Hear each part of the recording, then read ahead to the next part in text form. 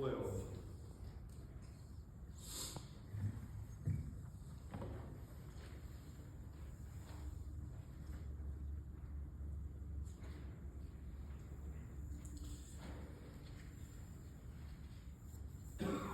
The message today is, how is your heart? John chapter 12 and verse 1. Then Jesus, 6 days before the Passover, came to Bethany, where Lazarus was, which had been dead, whom he raised from the dead. There they made him a supper, and Martha served. But Lazarus was one of them that sat at the table with him. Then took Mary a pound of ointment of spikenard, very costly, and anointed the feet of Jesus, and wiped his feet with her hair. And the house was filled with the odor of the ointment. Then saith one of his disciples, Judas Iscariot, Simon's son, which should betray him, why was not this ointment sold for 300 pence and given to the poor? This he said, not that he cared for the poor, but because he was a thief, and had the bag, and bare what was put therein. Then said Jesus, let her alone. Against the day of my burial hath she kept this. For the poor always you have with you, but me you have not always. Much of the people of the Jews therefore knew that he was there, and they came not for Jesus' sake only, but that they might see Lazarus, whom he raised from the dead. But the chief priests consulted that they might put Lazarus also to death, because that by reason of him many of the Jews went away from their Jewish tradition and believed on Jesus. Just a little background here about Mary Magdalene. You know, Jesus healed her of an infirmity. We don't know exactly what that was, some kind of illness that she had, and she also was possessed. When Jesus healed her, he also cast out 7 devils, or 7 demons. And she was so thankful of how he had changed her life.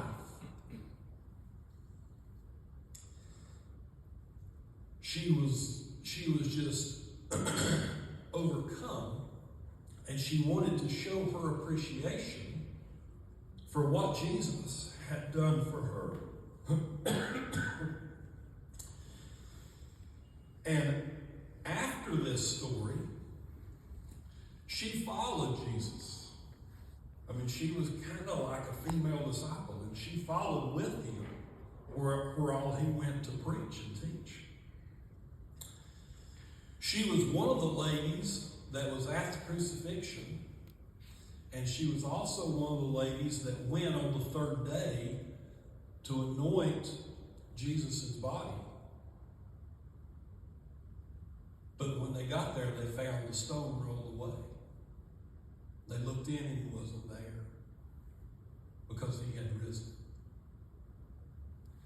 And she was the first that Jesus appeared to and told her to go tell his disciples. So she was a very important part of Jesus' life.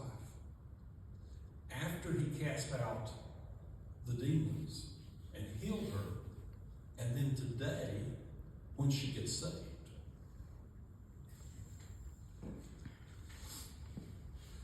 Point number 1, Mary Magdalene showed her heart.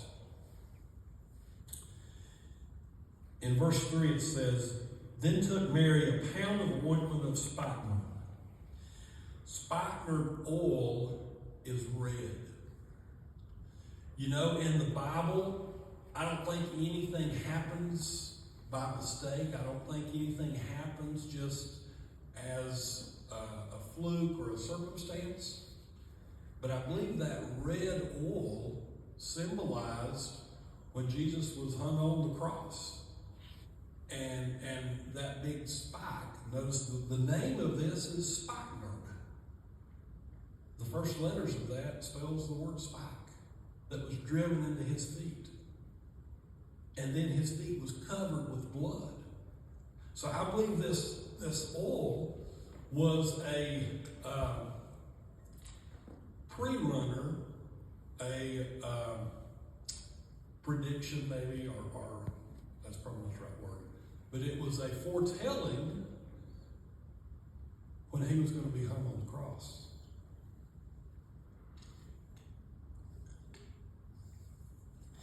This spikenard oil was very expensive. It cost, or could have been sold for 300 pence. Now, a pence is what the average person made in a day. You work all day, you get a pence. So this was almost what a person would make in a year's time. I mean, you think about, they never worked on the Sabbath days. You take those 52 days out of a 365-day year. So almost as much as the average person made in a whole year. And she used that oil to anoint Jesus' feet. 300 pence is also the price, the average price of a slave in those days.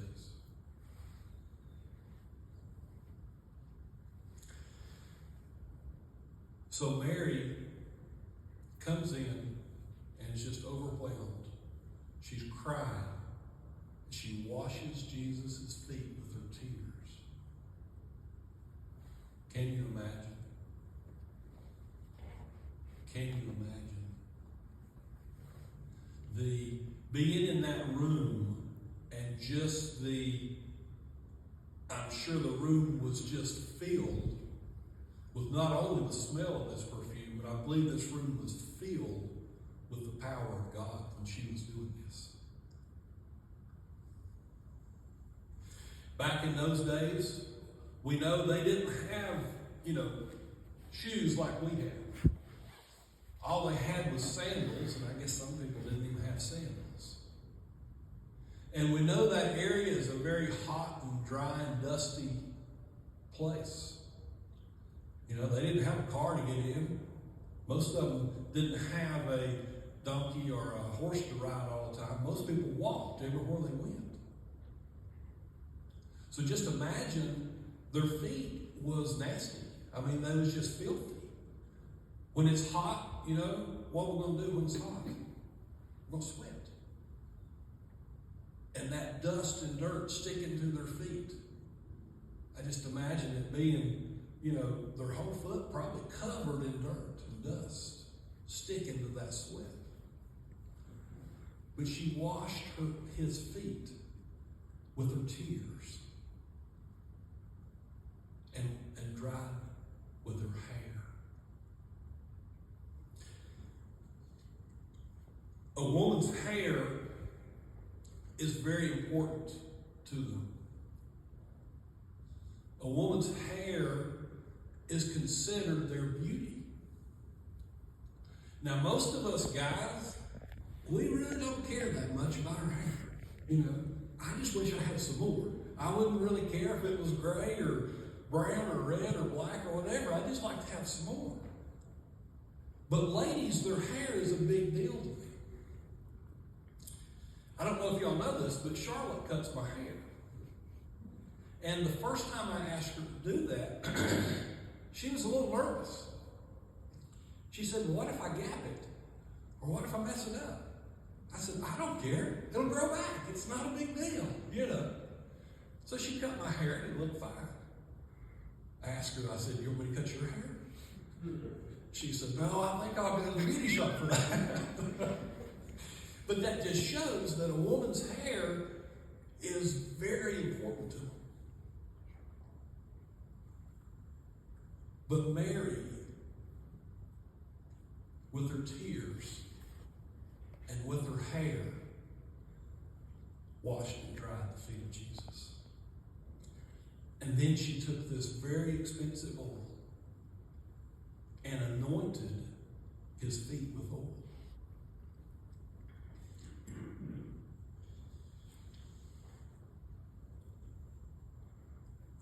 She showed great love. She showed humility. She showed devotion. And she showed compassion for the one who had showed love and compassion to her. You know, the Word says that He loves us first. He loved her first when He healed her, when He cast the demons out of her. And this is even before she got saved. She's fixing to get saved, but she ain't yet. Then point number 2, Judas showed his heart. Greed and betrayal.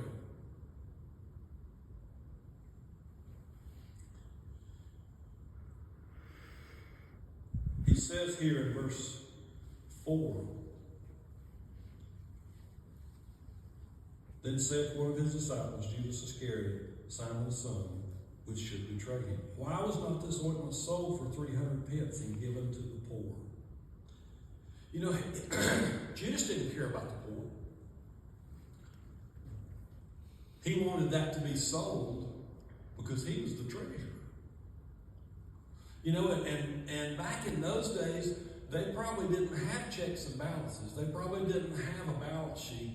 You know, we know they didn't have a computer program, you know, like Miss Rhonda does to take care of the money and track where it goes. And, you know, is this year spending more on, you know, the power bill than it was last year or whatever?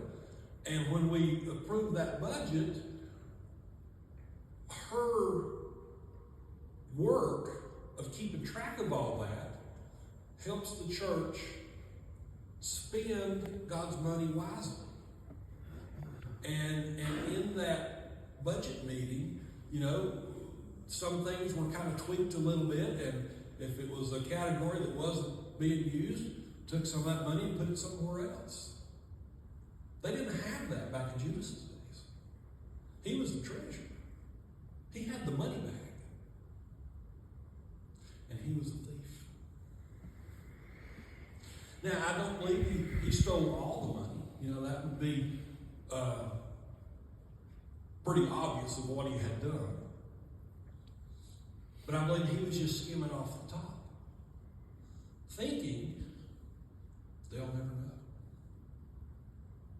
They'll never know.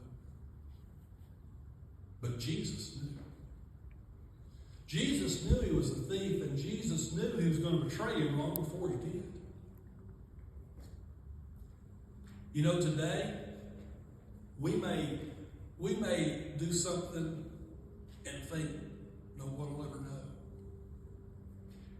But Jesus knows. You know, we can try to hide things from other people, and sometimes we can't. We can't hide nothing from Jesus. He knows. He knows not only what we do, he knows why we do it. He knows the intent of our heart. And he knew Judas' heart. Judas was stealing from Jesus. Can you imagine? He was stealing from the Lord.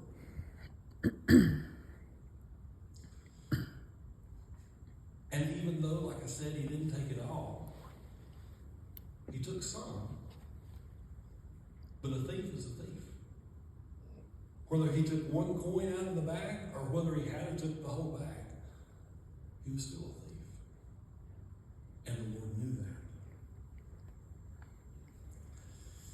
Money, or the love of money, gets a lot of people in trouble.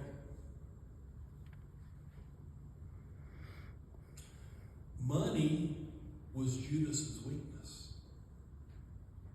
You know, I've said before that the devil, he knows us, and he knows our personalities, and he knows our weaknesses. And when we fall for one of his tricks, he remembers that.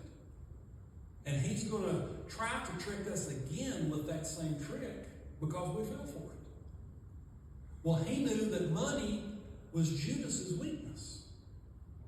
So the devil put it in the chief priest's mind to bribe him with money to betray Jesus.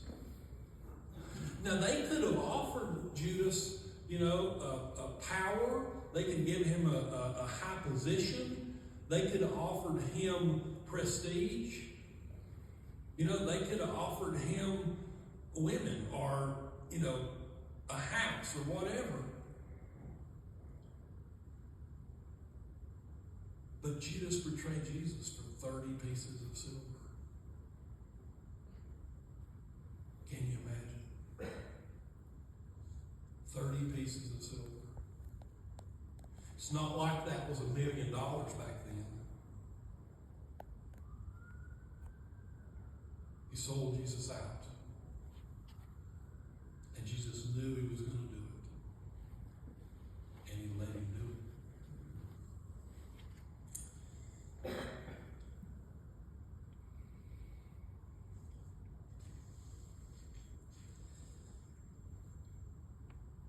Jesus,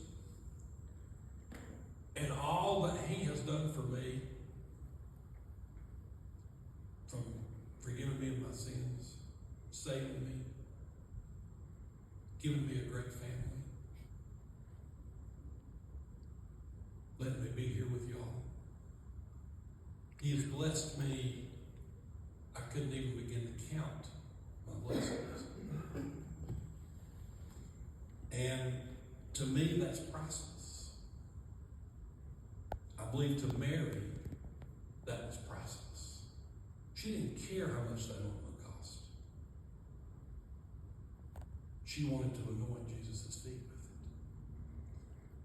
And Judas thought she was wasting it. But Jesus told him to leave her alone. It was not a waste. Because she was showing how awesome, how powerful, how much she loved Jesus. For what he had done for her, he raised her brother from the dead. And she was so humbled that she didn't care what it cost.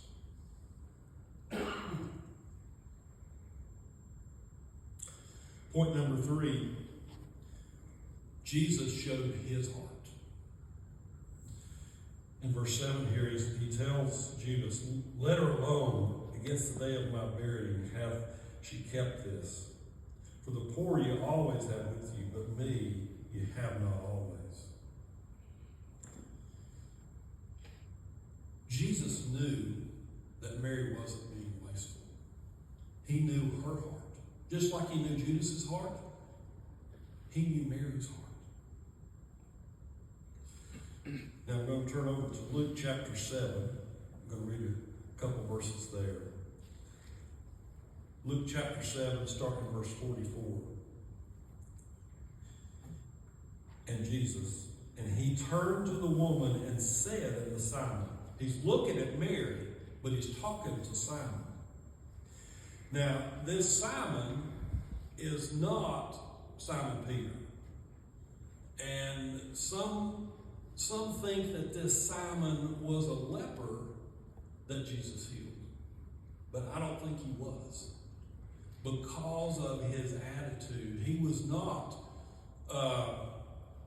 broken. He was not compassionate toward Jesus like Mary was. I believe if he had been a leper and Jesus had healed him from that, he would have been like Mary. He would have been overcome with emotion. But he wasn't. He was a Pharisee.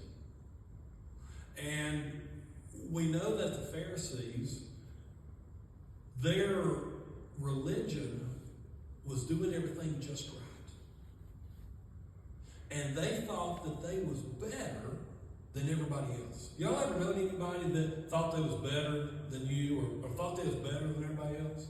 You know, those people are just not fun to be around. You know, they're arrogant, and I just don't like to be around folks like that. I don't think most people do. And Jesus is going to show you his heart. And he turned to the woman and said unto Simon, Seest thou this woman? I entered into thine house, and thou gavest me no water for my feet, but she hath washed my feet with tears, and wiped them with the hairs of her head. Thou gavest me no kiss, but this woman since the time I came in hath not ceased to kiss my feet. My head with oil thou didst not anoint, but this woman hath anointed my feet with ointment.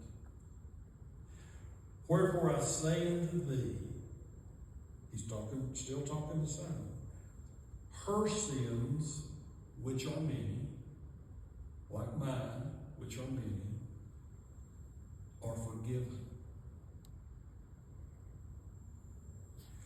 For she loved much.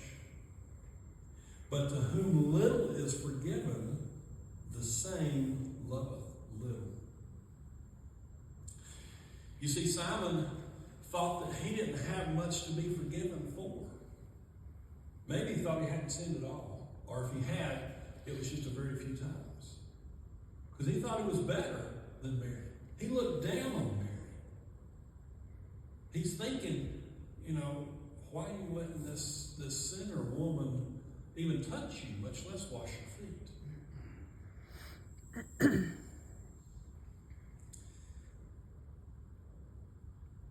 But Jesus showed his heart. And in verse 48, he said unto her, Thy sins are forgiven. Mary was not perfect, but she got saved. And then jump down to verse 50.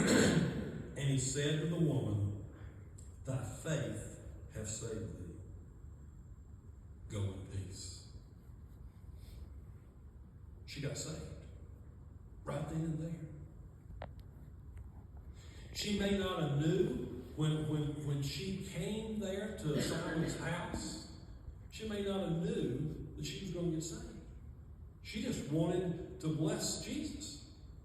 She just wanted to show her love and compassion for him. She wanted to show how much she appreciated what he had already done. She wanted to bless him, but guess what?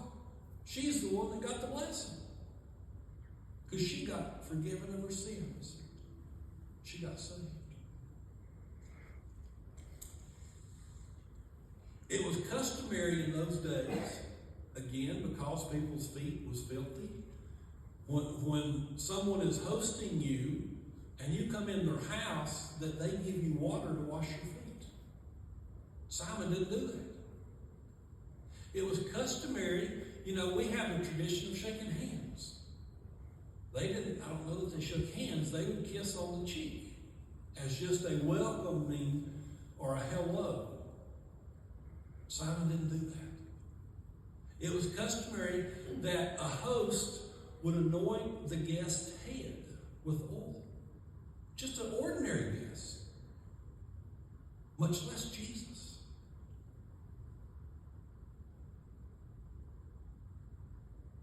And then Mary, the one that Simon looked down upon, thought he was better than her. Look what she did. She washed his feet with her tears, dried them with her hair, and anointed them with this spikenard oil.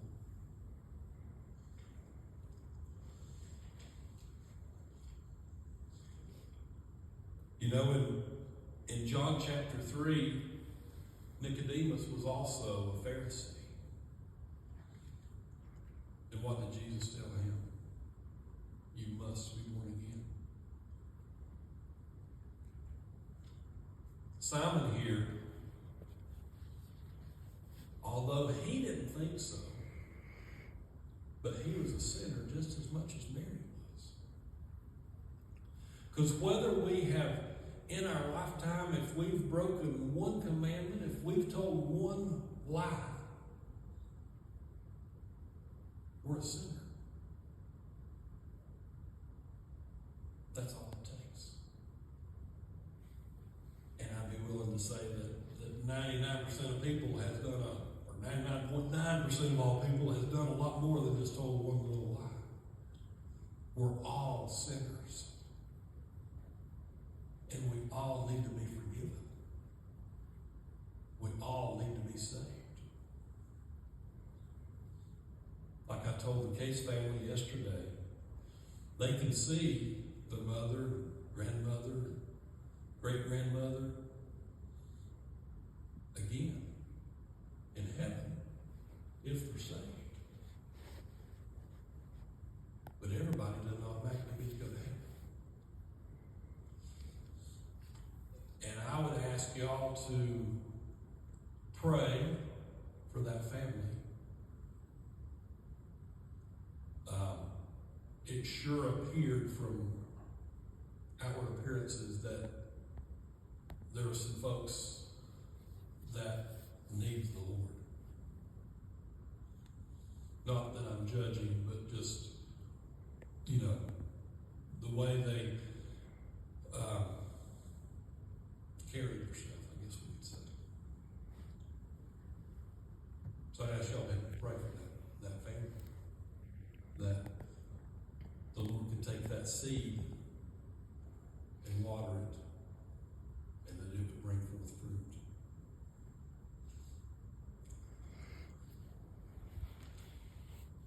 Old Simon, he thought he was something. Like Nicodemus, he thought he could get to heaven because he was a good Pharisee. But the Bible tells us, for all have sinned and come short of the glory of God. And it also tells us, by grace are you saved through faith, and not of yourselves. It's not of works. We can't earn it. But it's a gift. It's the gift from God.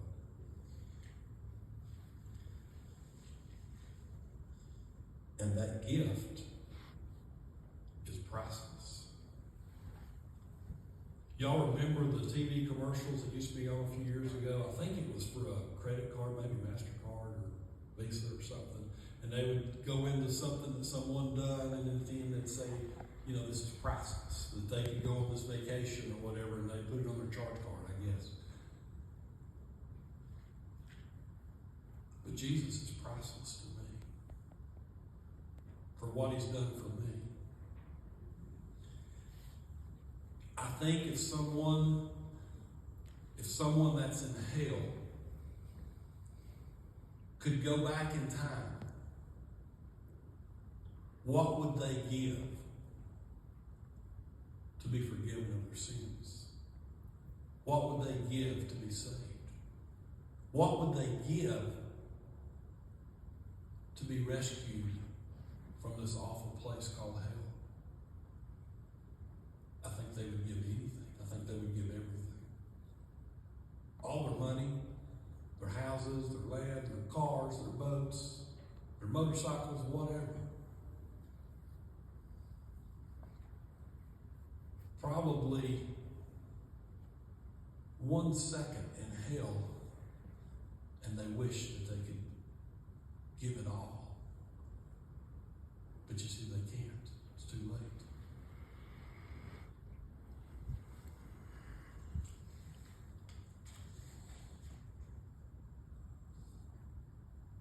So in closing, how is our heart? Are you forgiven? Are you saved? If you are saved, how thankful are you for Jesus for what he done for you? Mary was just overcome with thankfulness, with compassion, with love. How thankful are we for what Jesus has done for us? Do we show our gratitude like Simon? Or do we show our gratitude like Mary? Obviously, we should show our gratitude like Mary.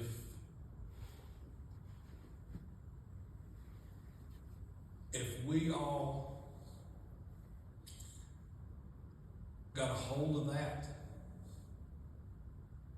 really got a hold of that at the same time, there is no telling what could happen right here.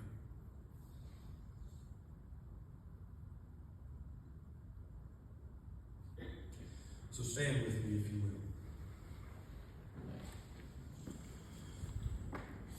We're going to have a song of invitation. Beautiful song. Listen to the words of this song. Y'all may not know it. But if anyone has a need, I invite you to come.